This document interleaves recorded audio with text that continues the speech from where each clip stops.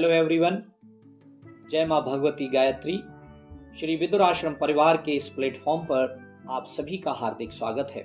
महर्षि अष्टावक्र मुक्त और बंधन की परिभाषा कुछ इस प्रकार करते हैं। मुक्ताभिमानी मुक्तो ही बद्धो बद्धाभिमान्यपि किं वदन्ति ही सत्येयं या मति सा गतिर्भवेत्। मुक्ता अभिमानी या जो मनुष्य ऐसा मानता है कि मैं मुक्त हूं, वो तो मुक्त है ही, और जो ऐसा मानता है कि मैं बंधा हूं, ऐसा अभिमान करने वाला बंधन में है। संसार में ये बात जो कही जाती है कि जैसी मति वैसी गति, वो अक्षरशः सत्य है।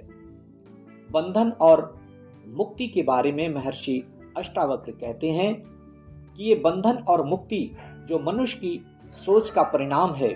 तुम जैसा सोचोगे, जैसा मानोगे, वैसे ही हो जाओगे। सत्य तो ये है कि आज जो तुम हो वो आपकी सोच का ही परिणाम है। इसलिए जो स्वयं को मुक्त मानता जानता है वो तो मुक्त है ही, और जो स्वयं को बंधा हुआ बंधन में मानता है वो बंधन में है।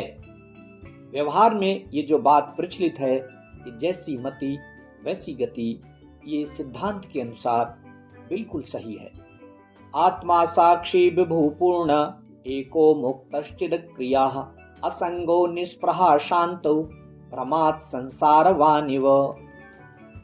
महर्षि आगे कहते हैं कि जीवात्मा असल में आत्मरूप ही है, साक्षी है, व्यापक है, पूर्ण है, अद्वितीय है, मुक्त है, चैतन्य स्वरूप है, सभी प्रकार की क्रियाओं से परे है।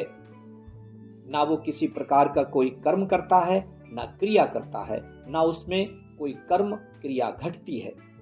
किसी भी प्रकार संग दोष प्रभावित नहीं होता, उसमें किसी प्रकार की कोई इच्छा नहीं है, शांत है, संसारवान।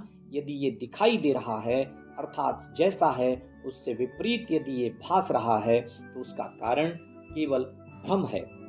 इस सूत्र में एक शब्द है निस्पृहा, अर्थात जिसमें किसी प्रकार की इच्छा न होना। इच्छा या प्रयोजन की बात तो उसमें होती है जिसमें किसी प्रकार का अभाव हो, अपूर्णता हो। अपूर्णता को पूर्ण करने के लिए ही इच्छा होती है। बिना इच्छा के जब कुछ किया जाए तो वो खेल होता है, इसी को लीला कहते हैं। इसी प्रकार की लीलाएं भगवान कृष्ण और राम अपने जीवन में करते हैं। अभाव की प्रतिक्रिया नहीं होती। लीला में न बंधन होता है न मुक्ति, किसी प्रकार का कोई द्वंद्व नहीं है। इसमें आत्मा में जो लक्षण बताए गए हैं उनसे वो संसारी नहीं सिद्ध होता। वो संसार से परे असंसारी है, संसार के गुण धर्मों से परे है। तो फिर संसारी सा क्यों लगता है? वो भ्रम की वजह से, भ्रम के कारण ऐसा भासता है।